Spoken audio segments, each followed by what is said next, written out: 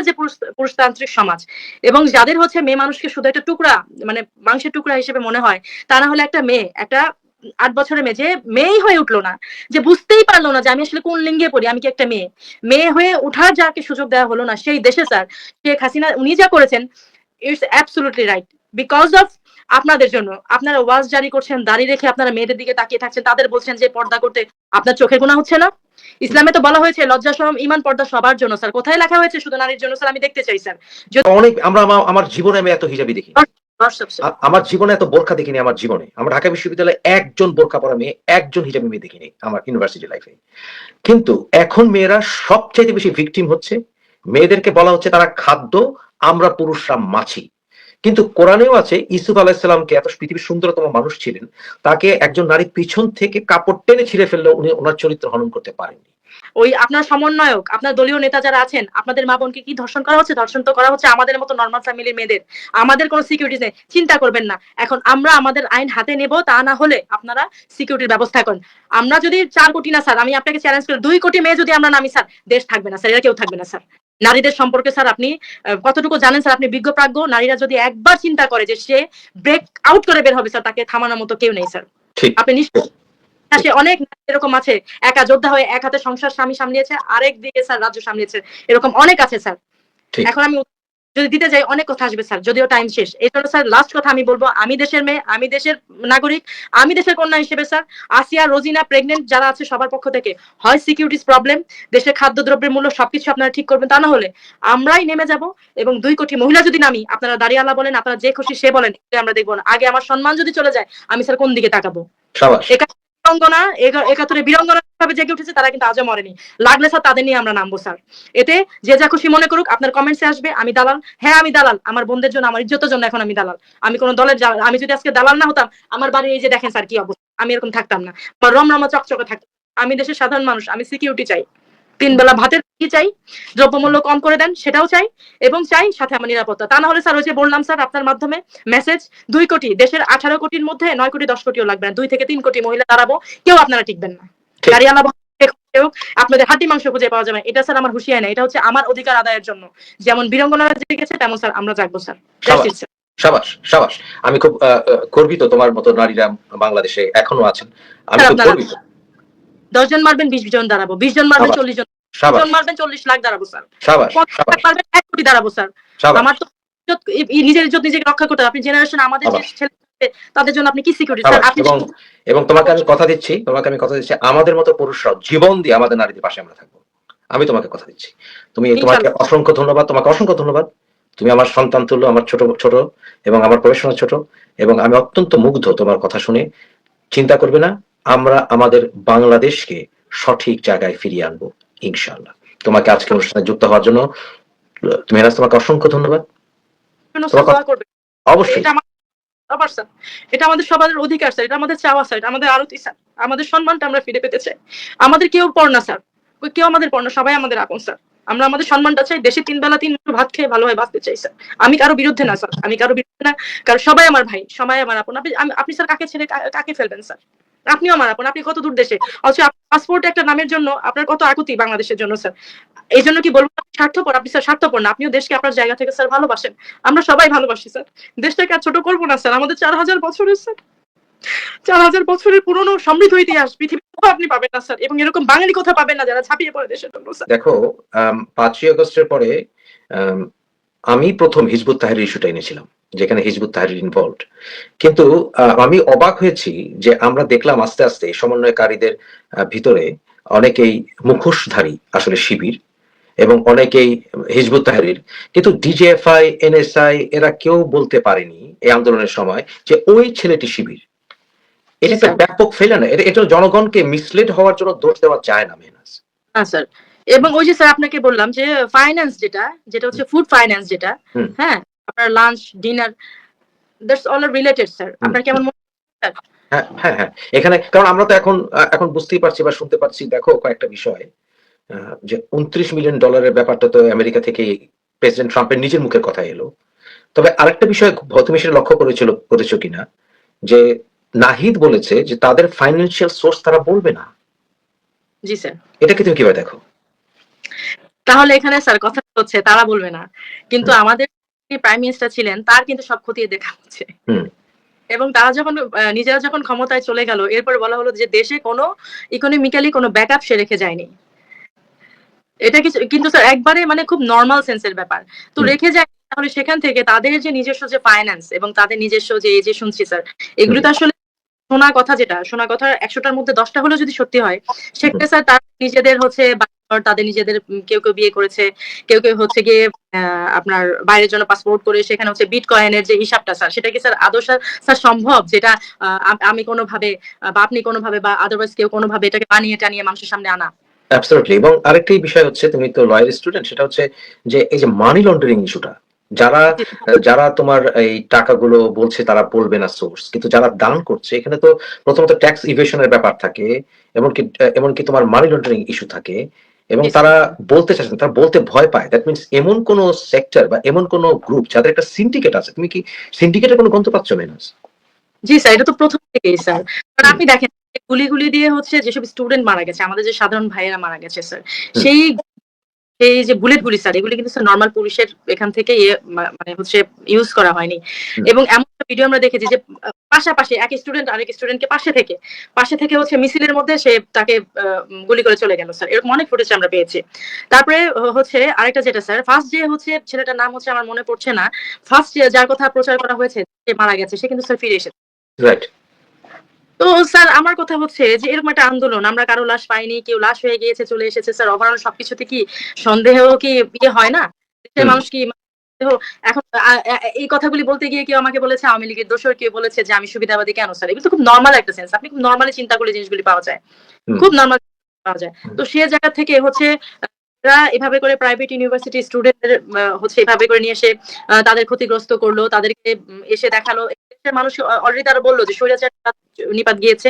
এখন থেকে দেশে হচ্ছে মৌলিক যে চাহিদা, বেকারত্ব এবং জনগণের 100% নিরাপত্তা। স্যার কোথায় নিরাপত্তা? এবং হুম। যে স্টুডেন্ট আসা হলো সমন্বয় কয়জন হয়ে এরপর তাদের কোনো খবরই নেই স্যার, এটা কিভাবে সম্ভব? তো এরপরে সার্জিস উনি যখন গেলেন নর্থ সাউথ এ, তো স্যার কেলানি এটা তো স্যার তার প্রাপ্য। আমার কথা হচ্ছে, দেখো এই যে নর্থ সাউথে গিয়ে সে যে হ্যারাসমেন্টের শিকার হলো, সেটা বোধহয় অনেকটা তার প্রাপ্য হতে পারে, যদিও আমি ফিজিক্যাল কোনো ভায়োলেন্সকে কখনো সাপোর্ট করতে পারি না।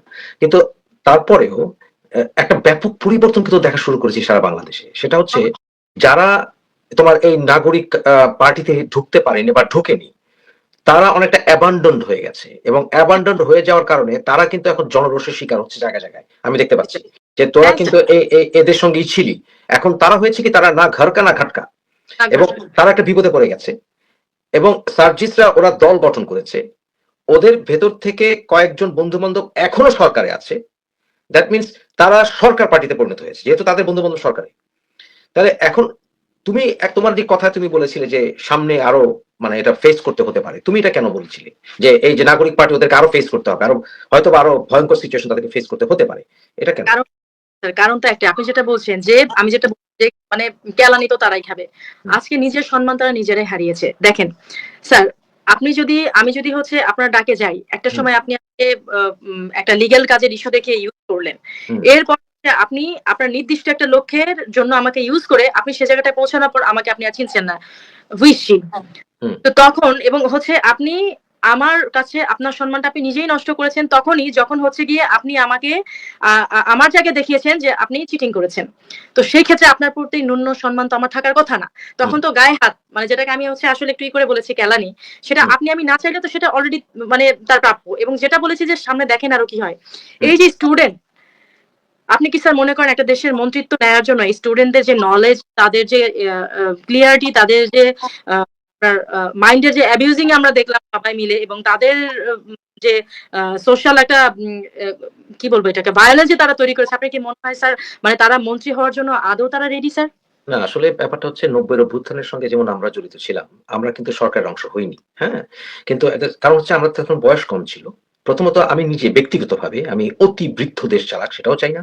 আবার অতি অল্প বয়সী দেশ চালাক সেটাও চাই না। কারণ হচ্ছে একটা এক্সপেরিয়েন্স এর প্রয়োজন আছে। এবং একটি সময় যারা অনেক বয়স তারা আমাদেরকে উপদেশ দিবেন। কিন্তু দেশ চালাবে ধরো যারা আমার মতো বয়স বা আশেপাশে বয়স তারা দেশ চালাবে। কিন্তু এবং নতুনদেরকে ট্রেন আপ করতে হবে।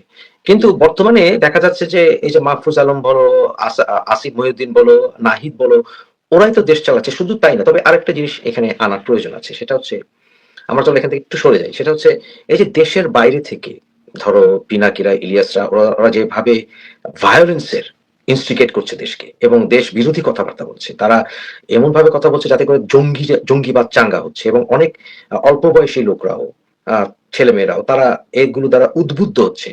32 নম্বরে হিজবুত তাহরীরের পতাকা উঠছে, তারপরে আমাদের মুক্তিযুদ্ধের জাদুঘর জ্বালিয়ে দেওয়া হচ্ছে। এই ব্যাপারে সরকার কিন্তু তাদের বিরুদ্ধে আন্তর্জাতিক ক্ষেত্রে কোনো স্টেপ নিতে পারে চাইলে, কিন্তু নিচ্ছে না। এটা কি তুমি কিভাবে দেখো? স্যার এটা যদি বলতে যাই 32 থেকে আরম্ভ করি স্যার। হুম, সেদিন 32 এর হচ্ছে আপনার, এটা তো ভাঙচুর বলবো না আমি, এটা একটা ধ্বংসযজ্ঞ স্যার। আমার ছেলেবেলা সবকিছুই আসলে আমাদের ঢাকা, হুম, ঢাকা কেন্দ্রিক। আপনি সেক্ষেত্রে যদি বলেন জাদুঘর, যদি বলেন শহীদ জিয়ার মাজার, যদি বলেন মুক্তিযুদ্ধ জাদুঘর, বঙ্গবন্ধু 32 নাম্বার বাড়ি স্যার, চিড়িয়াখানা, এগুলো ঘিরে স্যার আসলে আমার বেড়ে ওঠা। হুম, এবং ছেলেবেলা বলেন, আমার মোরালিটি বলেন, আমার সুপারলিটি বলেন, সবকিছুই কিন্তু এতটুকুকে নিয়েই ঘেরা।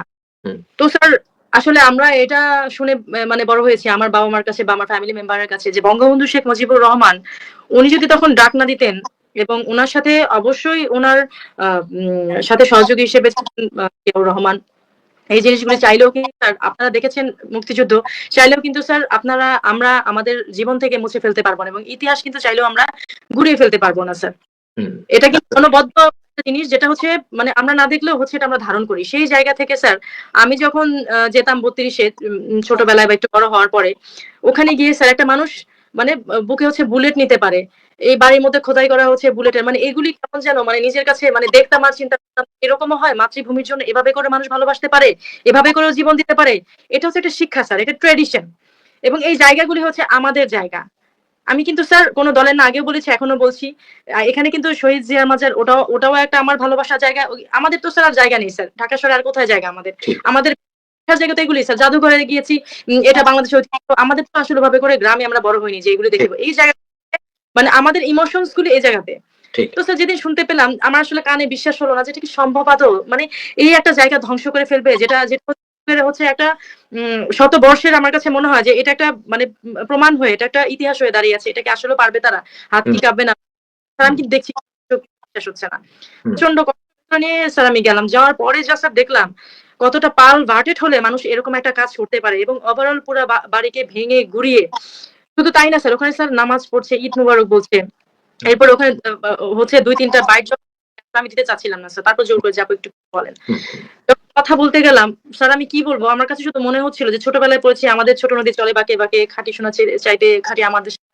মানে কি পড়ে বড় কি দেখছি আসলে স্যার, আমার চোখে বিশ্বাস হচ্ছিল না। তো সেখানে তারা যেটা করলো, এবং এই যে উদ্ভট অঙ্গভঙ্গির নৃত্য, এবং ফেরেশতা হচ্ছে তাদের নাকি সোয়াব দিচ্ছে স্যার। হুম। এবং ফেরেশতা যদি এবং তারা হিজবুত তাহরীর হোক যেই হোক স্যার, আমার একটা কথা স্যার, তারা তো হচ্ছে ইসলামকেই তো ওখানে প্রতিষ্ঠা করতে যাচ্ছে, তাই না স্যার? এটা তো বিকৃত ইসলাম। হ্যাঁ, স্যার বিকৃত। ইসলামের কোথায় আছে স্যার যে মানে কারো বাড়ি ভেঙে এক না, মহিলা গিয়ে সম্মানিত করে, না, এবং গণভবনে একজন শতবর্ষী, প্রায় শতবর্ষী আমাদের দেশের পিএম, তার অন্তর্বাস এভাবে ঘুরিয়ে, ইসলামের কোথায় আছে না, স্যার? এভাবে করে কোন দেশের কালচারকে করে ইসলামকে প্রতিষ্ঠা করা, তার আমি একটু শুনতে চাই তাদের কাছে স্যার। না, না, একেবারেই না, একেবারেই না। জঘন্য এবং কাজ। বঙ্গবন্ধু শেখ মুজিবুর রহমান উনি নাকি বলেছিলেন যে যারা নাকি ধর্ষিতা ছিলেন, তাদের তো বীরঙ্গনা বলতে হয়, আসলে ধর্ষিতা আমরা বলবো না। দেশের জন্য যাদের আমার গায়ের লোম কিন্তু স্যার কাটা দিয়ে উঠছে স্যার। ঠিক, ঠিক। তখন হচ্ছে আমি ৭১-৫২ দেখিনি স্যার, কিন্তু আমি ধারণ করি স্যার সেটা। তাদের যখন হচ্ছে, তারা তো মোটামুটি সবাই অ্যাডাল্ট ছিলেন। তাদের যখন জিজ্ঞাসা করা হচ্ছিল, লিস্টেড করা হচ্ছিল স্যার, তাদের নাকি জিজ্ঞাসা করা হচ্ছিল যে তাদের পিতৃ পরিচয় স্যার তারা দিচ্ছিল না। হুম, লজ্জা করে স্যার তারা দিচ্ছিল না। তখন বঙ্গবন্ধু শেখ মুজিবুর রহমানকে জিজ্ঞাসা করা হচ্ছিল। তিনি তিনি তখন বলেছিলেন তাদের বাবার জায়গায় আমার নামটা লিখে দাও স্যার। এই যে ঠিক। এত একটা বিষয় স্যার, আপনার আমার পক্ষে কি কোনোদিনও সম্ভব কোন ধর্ষিতা, কোন বীরাঙ্গনার নামের জায়গায় আপনি কি বাবার নাম হিসেবে দেবেন? আমার বাবাকে কি আদৌ আমি দিতে দিব স্যার? ঠিক, ঠিক, ঠিক। তো আমি ওই জায়গা থেকে হুম, কতজন বীরাঙ্গনার পরিচয় স্যার এই ৩২, হুম, হুম, ঠিক। এবং আমি বাঙালি আমি তোমার সাথে একটা স্মৃতি শেয়ার করি আজকে। সেটা হচ্ছে মুক্তিযুদ্ধের সময় আমার বয়স ৪.৫ বছর ছিল। আমার কানে কিন্তু ওই গুলির শব্দ এসেছিল, হ্যাঁ? ছোটবেলাতে। আমরা ঢাকায় বর্তমানে যেখানে বিজয় সরণি রোড, সেখানেই মাথাতেই আমাদের বাড়িটা ছিল, ওখানে পাশেই। এবং তাহলে বুঝতেই পারো যে পুরনো এয়ারপোর্টের সমস্ত এক্টিভিটিস সবকিছু, সেই ট্যাংকের আওয়াজ সবকিছু আমরা সেই অপারেশন সার্চলাইট এর ছোট্টবেলাতে শুনেছিলাম। সেইটা কিন্তু এখনো আমার মনের ভিতরে ট্রমা হয়ে আছে, এখনো আছে। এবং স্বাধীনতার পরে যখন নতুন বাংলাদেশের নোটগুলো বেরোলো, ৳১ নোট, সে ধান ভাঙছে, তারপরে তোমার কুলো, হ্যাঁ? তারপরে তোমার কাঁধে করে ধান নিয়ে যাচ্ছে। আম আমি ছোট্টবেলাতে আব্বা অনেকগুলো নোট নিয়ে এসেছিল, আমি এগুলো শুকতাম, বুঝলা? নতুন নোট। এবং ওই যে ৫ পয়সা, ১ পয়সা, ২ পয়সা এগুলো দিয়ে আমি খেলতাম। চকচক করত পয়সাগুলো। তখন আমরা মানে ওই যে জিন্নাহর মানে ছবি সম্বলিত ওগুলো সব সরে গিয়ে আস্তে, আস্তে নতুন করে এলো যখন, তখন আমাদের জন্য একটা বিরাট আনন্দের একটা স্মৃতি। গত ৩০ বছর সামহাউ আমি বাংলাদেশের দ্বৈত নাগরিক। আমি ব্রিটিশ এবং আমি বাংলাদেশী। তবে আমার জন্মসূত্রে যে নাগরিকত্ব, বাংলাদেশের নাগরিকত্ব আমার কাছে সবচাইতে মোস্ট ইম্পোর্টেন্ট। এবং আমি মনে প্রাণে চেষ্টা করছি যে আমার দেশে আমি ফিরে আসবো ইনশাআল্লাহ। আমি এতগুলো বছর পরে, এতগুলো বছর যে আমার বাংলাদেশী পাসপোর্টটি সামহাউ নেয়া হয়নি। বিশ্বাস করো, তোমাকে এটা বোঝানো যাবে না যে আমার কাছে মনে হয়েছে আমি জন্ম পরিচয়হীন একটা মানুষ। তোমাকে এটা বোঝানো যাবে না মেহনাজ। যে ছোটবেলাতে যখন তোমার আম পাকিস্তানের নামটি ছিল আমাদের বাপ-দাদাদের পাসপোর্টে, তখন কিন্তু পাকিস্তান শব্দটি কিন্তু বাংলা নয়। এবং যখন আমাকে আমার পাসপোর্টের কমপ্লিশন হলো বাংলাদেশের পাসপোর্ট এতগুলো বছর পরে, আমি সারাক্ষণ আমার ব্রিটিশ পাসপোর্ট দেখি, কানাডিয়ান রেসিডেন্ট পারমিট দেখি, এগুলো দেখি আমি সব। আমার মন কিন্তু ভরেনি। আমি কিন্তু গত ৩ দিন ধরে, আমি এটা পাবলিকলি বলিনি, আমি ৩ দিন কিন্তু কেঁদেই চলেছি। যে আমার পাসপোর্টে এখন বাংলাদেশ লেখা। বাংলা লেখা। এটা যারা বাবা-দাদার পরিচয় মূল্য দেয় এবং যারা বাবা-দাদাকে দেখেছে যে নিজের পরিচয় খুঁজে বেড়াচ্ছে কিন্তু পায়নি। আমরা কিন্তু বাঙালিরা ২০০০ বছর গোলাম হয়েছিলাম। আমাদেরকে কিন্তু বাঙালিরা কিন্তু বাঙালিদেরকে শাসন করতে পারেনি, প্রকৃত বাঙালিরা। যারা মৌর্য, সেন তারা কেউই কিন্তু আসলে প্রকৃত 100% বাঙালি নয়। জি স্যার। বঙ্গবন্ধু আমাদেরকে একটা পরিচয় এনে দিয়েছেন এবং সেখানে শেরেবাংলা, সোহরাওয়ার্দী সবার ভূমিকা আছে। এমনকি জিয়াউর রহমানের বিশাল ভূমিকা আছেন, এম এ জে ওসমানের অবশ্যই ভূমিকা আছেন। অস্বীকার করার কোনো আমরা ওয়ে নেই। আমি ব্যক্তিগতভাবে মনে করি কেউ সমালোচনার ঊর্ধ্বে নয়। কারণ সবাই মানুষ। বঙ্গবন্ধু নিজেই বলেছেন, "আমি মানুষ।" তাই তাদের প্রতি শ্রদ্ধা রেখে আমাদের রাজনীতি করা উচিত ছিল। গত ১৫ টি বছর এটাও সত্য যে জিয়াউর রহমানকেও কিন্তু অনেকভাবে অপমান করা হয়েছে। জি স্যার। সেই বিষয়টির ফলে কিন্তু বিএনপি দুর্বল হয়েছে এবং বিএনপিও কিন্তু মুক্তিযোদ্ধা বিরোধী রাজাকারদেরকে সাথে নিয়ে রাজনীতি করে তাদের কিন্তু বিশাল ক্ষতি হয়েছে। তুমি কি মনে করো না যে আমাদের ভবিষ্যৎ গণতন্ত্রে এই দুটো দল মনে রাখা উচিত যে আপনি আজকে ক্ষমতায় গেলে আপনাকে মানসিকভাবে প্রস্তুত থাকতে হবে, কালকে আপনাকে ক্ষমতা ছেড়ে দিতে হতে পারে এবং হবে যদি জনগণ চায়। এবং অন্য দল যদি শক্তিশালী গণতান্ত্রিক দল না থাকে আপনার বিরোধী, তাহলে অপশক্তির একটি উত্থান হবে। গত ১৫ বছরের আওয়ামী লীগের বিফলতার বিষয়গুলো তুমি যদি একটু বলো জনগণকে। স্যার আসলে হচ্ছে গিয়ে আমার পেজ যতটুকুর মধ্যে আমি মানে হচ্ছে উম যতটুকু আমি বলতে পারবো সেটা হচ্ছে এরশাদ সাহেবের কথা কিছুটা হালকা আমার মনে আছে। অত ভালোভাবে সমালোচনা করার মতো এইজ আমার নেই, তখন ছিল না। তো প্রিভিয়াস প্রধানমন্ত্রী বেগম খালেদা জিয়া উনার কিছু, কিছু আছে এবং যখন হচ্ছে প্রধানমন্ত্রী শেখ হাসিনা উনার প্রিভিয়াস কথা কি বলবো স্যার? সেটা হচ্ছে উনাদেরও আসলে মানে আমলাগত দিক দিয়ে একটু সতর্ক হওয়া উচিত ছিল স্যার। হুম, যেমন ছাত্র ছেলেপেলেরা। তারা কিন্তু আসলেও অনেকটা অসামাজিক কাজ বলতে এটা না যে এখন শুধু ধর্ষণ, তারা ক্ষমতা। তারা কিন্তু ক্ষমতার লড়াইতে মানে একটু উন্মাদনারই সৃষ্টি করেছিল। হুম, এবং পুলিশ বাহিনী যারা তাদেরও কিন্তু দৌরাত্ম্য অনেক বেড়েছিল স্যার। ঠিক।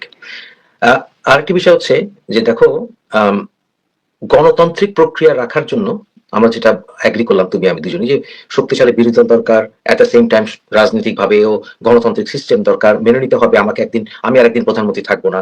মনে নিতে হবে যে আমি এক্স প্রধানমন্ত্রী না থাকলেও আমার সম্মান থাকবে, কোনো সমস্যা নেই। এটা ছেড়ে দেওয়া। হ্যাঁ, এটা হচ্ছে ছেড়ে দেওয়া, এটা হচ্ছে আত্মসমালোচনা স্যার আমাদের। যে আমি আস- এই সুযোগটা সবাইকে সবার দেয়া উচিত যে আমি ৫ বছর ছিলাম, এখন আমি কি অবস্থায় আছি একটু শুনি না আমার কথা that's- শুনি না। that's right। তো এবং দল বিরোধীতে গেলে, বিরোধী হ্যাঁ দল স্যার, দল কিন্তু হ্যাঁ, শক্তিশালী হয়, দল দুর্বল হয় হ্যাঁ না। অবশ্যই স্যার। হুম, আমাদের দেশে আমি তো স্যার আপনি আমার প্রত্যেকটা কথা শুনে স্যার আমি এটাই বলি যে কাউকে বাদ দিয়ে আমরা কেউ নই স্যার। কারেক্ট। যখনই আমি চিন্তা করি যে আমি অমুককে বাদ দিয়ে আমি বড় হব স্যার, তখন হুম, আমার ভিতরে কিন্তু অন্য মানুষ এসে ঢুকে হুম, যায়। হুম, কারণ যখন বুঝতে পারছে যে I am greedy, হুম, আমি লোভী হতে তখন কিন্তু রাইট, লোভের প্রতি যারা আপনার পুশিং করে সেই লোকরা ঢুকে যায় স্যার। ঠিক। এটাই কিন্তু প্রত্যেকটা সরকার যদি স্যার তার নিজের আত্মসমালোচনার জায়গাটা চিন্তা করে, তাহলে কিন্তু স্যার ছেড়ে দেওয়া উচিত যে ঠিক আছে যাই না আমি। স্যার দেখেন, আমার একটা খুব সোজা কথা স্যার, আমার এই ক্ষুদ্র জ্ঞানে স্যার, আপনাদের মতো প্রাজ্ঞ কিছুই আমি না। আমার ক্ষুদ্র জ্ঞানে যেটা মনে হয় স্যার, আমার যখন থেকে মানে আমি বুঝতে চেষ্টা করেছি, যখন থেকে আমি ভোটার হয়েছি, আমার এতটুকু মনে হয়েছে মাছে ভাতে বাঙালি স্যার। হুম, আপনি যদি ৩ বেলা আমাকে ঠিক মতো খেতে দেন, আমার নিরাপত্তাটা আপনি ঠিক মতো দেন, দ্রব্য মূল্যটা ঠিক মতো স্যার ঊর্ধ্বগতি না হয়, আমি খেয়ে পরে বাঁচতে পারি, হুম, সিকিউরিটি যে কোনো প্রবলেম না হোক স্যার, আমি কিন্তু স্যার, আপনি সরকার হলে আপনি যেতে চাইলে আমি আপনাকে টেনে রেখে দিব। ঠিক। বাঙালি খুব নরম একটা জাতি, খুব সরল একটা জাতি। আপনি শুধু ৩ বেলা খেতে দিবেন আমাকে। হুম, ৩ বেলা খেতে দিবেন, আপনি আমার সিকিউরিটিস প্রবলেম সলভ করে দিবেন, এবং দ্রব্যমূল্য যদি ঠিক থাকে স্যার, এবং আমার ৬ টি মৌলিক চাহিদা যদি আপনি পূরণ করেন স্যার, খুব সোজা স্যার। এদেশে ভালো একটা সরকার হয়ে থাকা খুবই সোজা স্যার। আমার এতটুকু তুচ্ছ জ্ঞানে এবং হুম, ক্ষুদ্র জ্ঞানে, আমি জ্ঞানী তা না স্যার, কিন্তু আমার ক্ষুদ্র জ্ঞানে যা মনে হয়েছে স্যার, আমরা জাতি হিসেবে খুব নম্র জাতি, এবং আমাদের মতো ৪,০০০ বছরের পুরান ইতিহাস স্যার, এত সমৃদ্ধ ইতিহাস পৃথিবীর কোথাও স্যার পাবেন না। ঠিক। আপনি দেখেন সিরাজউদ্দৌলার আমলে, নবাব সিরাজউদ্দৌলা আমলে ৪৫ লক্ষ বিলিয়ন তারা স্বর্ণ মুদ্রা চুরি করে যখন স্যার এক জাহাজ ভরে নিয়ে গেল স্যার লন্ডন আমেরিকা স্যার। ঠিক। আজকে দেখেন স্যার কত উন্নত, বাংলাকে চুষে কিন্তু স্যার। ঠিক। এরপরে আপনি দেখেন, স্যার এরা এরপরেও স্যার যখন তিতুমিরের বাঁশের কেল্লা যুদ্ধ হলো তখনও স্যার এই সেম কাজ তারা কিন্তু চুষে এসেছে। আজকে যারা আমেরিকা, লন্ডন আমরা বলবো বা যেই দেশেও স্যার, এটা কিন্তু চরম সত্য কথা। বাঙালির কিন্তু স্যার কোনোদিন কমেনি। হুম, আমাদের স্যার কোনোদিন কমে না, এবং কমবেও না। আমি এখনো বলছি স্যার, আমাদের কোনোদিন কমবে না। দেখেন, আপনি পৃথিবীতে চীনে যান স্যার, চীনে বিভিন্ন রকম চেহারার মানুষ কিন্তু পাবেন না, একই চেহারার মানুষ, নাক বোঁচা, ফর্সা, গোলমুখ। আপনি ইরান যান, আপনি স্যার ইয়েতে যান, মিশরে যান, একই চেহারার মানুষ, লম্বা ফর্সা। আপনি বাঙালির কাছে যদি যান স্যার, হুম, আমাদের এই যে ৪,০০০ বছর পুরনো ইতিহাস, বাংলায় মানুষ এতটা বেশি আবেগ এবং এতটা বেশি অতিথি আপ্যায়নে এতটা বেশি আমরা মানে এগিয়ে আছি স্যার। কেউ একবার যদি আমাদের দেশে এন্ট্রি করে, সে কিন্তু স্যার আর ফিরে যেতে পারেনি, শুধু ঠিক। আমাদের কারণে স্যার। তাহলে স্যার কেন স্যার আমরা এভাবে করে নিজেদের এরকম ছোট পরিচয়টা দিব? নিজে কিভাবে ছোট করব স্যার? ঠিক। কেন আমরা স্যার? আমরা আরেকটি প্রসঙ্গে যাই। সেটা হচ্ছে তুমি দেখলে খুব দুঃখজনক একটি ব্যাপার। সেটা হচ্ছে আসিয়া ব্যাপারটি তুমি জানো। পুরো দেশ জানে। জি দেখো স্যার। আমাদের মা, খালা, চাচী, নানীরাও ইসলাম পালন করতেন। আমার মনে হয় যে ওনাদের ভিতরে ঈমানটা আরো শক্তিশালী বেশি ছিল। আমার যেটা জি মনে হয় স্যার। যে আমাদের পিতার জেনারেশনে আমরা এত দাড়িওয়ালা মানুষ দেখিনি। কিন্তু তারপরেও তাদের ভিতরে ঈমানের শক্তিটা বেশি ছিল। তারা বাহ্যিকভাবে হয়তোবা যেটাকে আমরা অ্যারাবিক ইসলাম দেখছি এখন, মানে ইম্পোর্টেড যে ইসলাম, সেটা সেখানে যে ওয়াহাবি সালাফিজম যেটা দেখতে পাচ্ছি, উগ্রতা দেখতে পাচ্ছি, মিথ্যা ভুয়া খেলাফতি জোশ দেখতে পাচ্ছি। এর ফলে খোলস বেড়েছে। এখন অনেক হিজাবি সংখ্যা অনেক, আমার জীবনে আমি এত হিজাবি দেখিনি। WhatsApp sir. আমার জীবনে এত বোরখা দেখিনি আমার জীবনে। আমার ঢাকা বিশ্ববিদ্যালয়ে একজন বোরখা পরা মেয়ে, একজন হিজাবি মেয়ে দেখিনি আমার ইউনিভার্সিটি লাইফে। কিন্তু এখন মেয়েরা সবচাইতে বেশি ভিকটিম হচ্ছে। মেয়েদেরকে বলা হচ্ছে তারা খাদ্য, আমরা পুরুষরা মাছি। কিন্তু কোরআনেও আছে ইউসুফ আলাইহিসসালামকে, এত পৃথিবীর সুন্দরতম মানুষ ছিলেন, তাকে একজন নারী পিছন থেকে কাপড় টেনে ছিঁড়ে ফেললেও উনি ওনার চরিত্র হনন করতে পারেননি। পারেনি। কিন্তু এবং আজকে মেনাস এমন পুরুষ বলা হচ্ছে যে আমরা পুরুষরা মেয়ের সামান্য চামচ চামড়া দেখলে আমরা পাগল হয়ে যাবো, এজন্য মেয়েরা দায়ী। তারা কি এই ইসলামের যে বিকৃত ইসলামের উপস্থাপন, এর ফলে আমাদের বাঙালি যে শাড়ি এখন আর কেউ পরে না মনে হয়, সামনাসামনি সালোয়ার কামিজে পড়ছে না, সুন্দর করে খোপায় ফুল দিতে ভয় পাচ্ছে, একটা মেয়ে খোপায় ফুল দিয়ে হেঁটে যাবে ভাবতেই পারা যায় না এখন বোধ এরকম একটা অবস্থা। বাউল গান নাই, জারি গান নাই, শাড়ি গান নাই, কনসার্ট করলে বিপদে পড়তে হয়। এই পরিস্থিতিতে আসিয়াদের তো সেফটি সিকিউরিটি নাই। তাহলে ওয়াজিরা তো অনবরত বকেই চলেছে নারীদেরকে। তাহলে তোমাদের মতো নারীরা যারা এখন কথা বলা শিখছো, কথা বলছো, তোমরা যদি জেগে ওঠো, তাহলে এদের অবস্থাটা কি হবে মেহনাজ? স্যার, আপনি বলেছেন যে ফাইট আপনি দেখেছেন স্যার। আমার স্যার কথা একটাই। সেটা হচ্ছে স্যার, ইতিহাসে সুলতানা রাজিয়া ছিল। ইতিহাসে স্যার অশোকা ছিল। ঠিক। ইতিহাসে মা কালী ছিল। ঠিক। আবির্ভাব কোত্থেকে হয়েছে? রাক্ষসদের দমন করার জন্য স্যার। ঠিক। এবং এই যুগে স্যার আমাদের প্রিভিয়াস মন্ত্রী ছিলেন বেগম খালেদা জিয়া, এবং তারপরে আমাদের পিএম কে শেখ হাসিনা। ঠিক। এবং আমি স্ট্রংলি বলবো যে শেখ হাসিনা, উনি যখন হচ্ছে গিয়ে ক্ষমতায় ছিলেন, মানে উনি ওনাকে আসলে তখন সবার দাম্ভিক মনে হয়েছে, কিন্তু আমার কাছে মনে হচ্ছে বাংলাদেশের যে পুরুষতান্ত্রিক সমাজ, এবং যাদের হচ্ছে মেয়ে মানুষকে শুধু একটা টুকরা, মানে মাংসের টুকরা হিসেবে মনে হয়, তা না হলে একটা মেয়ে, একটা ৮ বছরের মেয়ে যে মেয়েই হয়ে উঠলো না, যে বুঝতেই পারলো না যে আমি আসলে কোন লিঙ্গে পড়ি, আমি কি একটা মেয়ে, মেয়ে হয়ে উঠার যাকে সুযোগ দেওয়া হলো না, সেই দেশে স্যার শেখ হাসিনা উনি যা করেছেন, it's absolutely right. Because of আপনাদের জন্য আপনারা ওয়াজ জারি করছেন, দাঁড়িয়ে রেখে আপনারা মেয়েদের দিকে তাকিয়ে থাকছেন, তাদের বলছেন যে পর্দা করতে। আপনার চোখের গুনাহ হচ্ছে না? ইসলামে তো বলা হয়েছে লজ্জা শরম ঈমান পর্দা সবার জন্য স্যার। কোথায় লেখা হয়েছে শুধু নারীর জন্য স্যার? আমি দেখতে চাই স্যার। যদি এই লজিকে কেউ আসে স্যার, আমি দেখতে চাই স্যার ইসলামের কোথায় আছে? কোথায় আছে যে লজ্জা শরম পর্দা শুধু মেয়ে মানুষের জন্য, ছেলে মেয়ে উভয়ের জন্যই স্যার। অবশ্যই, অবশ্যই, অবশ্যই। এবং আপনি বলবেন আমার মাথায় কাঁপুনি, আপনি কেন আমার দিকে তাকালেন? আপনার কি চোখ দূষিত হলো না? আপনি অ্যাবসলিউটলি। বলেন না। এবং সবচাইতে বড় কথা স্যার, আইএমএ জাহিলিয়াতের যুগে ইসলাম যদি টানে স্যার, আমি ইসলামের যুক্তিতেই বলি স্যার। ঠিক আছে স্যার? যেহেতু আপনি বললেন আমি ইসলামের যুক্তিতেই বলি স্যার। যদি তারা বলে যে বেপরদা বলে তারা এভাবে ওয়াজ মাহফিল করছে, এগুলি করছে, ঠিক আছে স্যার, মেনে নিলাম। আইএমএ জাহিলিয়াতের যুগে তখন তো স্যার মেয়েরা উলঙ্গ হয়ে যাত্রাপালা করতেন এবং তাদের ওখানে একটা মেলা হতো যেটার নাম উকাশ মেলা বা উপোস ঠিক, মেলা। ঠিক। আমি ইসলামিক স্টাডিজ এর স্টুডেন্ট, আমারও তো একটা ভালো মনে নেই স্যার। তো হুম, সেই টাইমে এই মেলা হতো, সেখানে নারীরা পুরা উলঙ্গ হয়ে উগ্র হয়ে সবকিছু হ্যাঁ, করতেন। ফাহিশা। হুম, হযরত মুহাম্মদ সাল্লাল্লাহু আলাইহি ওয়াসাল্লাম তিনি ওখানে ঘুরে, ঘুরে এগুলো দেখতেন। কই? তিনি তো কখনো গিয়ে কোন নারীকে বেত্রাঘাত, কোন নারীকে গিয়ে হচ্ছে অপমান করা, কোন নারীকে হচ্ছে গিয়ে জোর করে পর্দা করানো, কই উনি তো সেগুলি করেননি না, স্যার। না, না, না। আপনার করেননি। তো এবং সে তো আমাদের ইসলামের সবচাইতে শেষ নবী এবং আল্লাহর সবচাইতে প্রিয় নবী, যার নাম আল্লাহর নামের সাথে জুড়ে দেওয়া স্যার। তো জি, তিনি তো আমাদের শিক্ষা দেননি। আপনাদের মতো ওরকম হলে তিনি তো হচ্ছে গিয়ে ওই কি বলে? আপনার যেন ৩২ ভেঙেছেন, ওই যে বুড়ি প্রত্যেকদিন কাঁটা দিয়ে আসতো, নবীজি গিয়ে তো বুড়ির বাসায় কাঁটা দিয়ে বুড়িকে আচ্ছা করে কেলানি দিত স্যার। এবং আরেকটা আমি জিনিস তোমাকে আমি এখানে যোগ করি। সেটা হচ্ছে মুসলমানরা যখন ৭৫০ বছর তারা যখন তোমার ইউরোপ শাসন করেছে, অমুসলিমদের উপরে কিন্তু কোন রকম ইসলামিক বিধান কাজ করে না। মানে অর্থাৎ মেয়েদের ব্যাপারে যেগুলো ইনস্ট্রাকশন। সেখানে তো তারা ওখানে গিয়ে গণরেপ করার কথা ছিল। যে জি স্যার। অমুসলিম মেয়েরা এত সুন্দরী, সুন্দরী মেয়েগুলো তারা কিন্তু হিজাব করে না এবং কোরআন বলেও না তাদের হিজাব করতে। তো তারা নিশ্চয়ই তাদেরকে দেখেছে। কিন্তু তারা তো ওখানে মুসলমানরা তো ওখানে গণরেপ করেনি। তাহলে এখন আমি একটা মেয়ের চামড়া দেখলে আমি রেপিস্ট হয়ে যাব। এই যে জঘন্য একটি বিষয় বাংলাদেশে ছড়িয়েছে এবং আমরা আমাদের কালচার, আমাদের কৃষ্টি তুলে ধরতে আমরা এখন মানে দ্বিধান্বিত হচ্ছি। এই বিষয়টি আসলে চলবে না মেহনাজ। এটা আমি নিশ্চিত।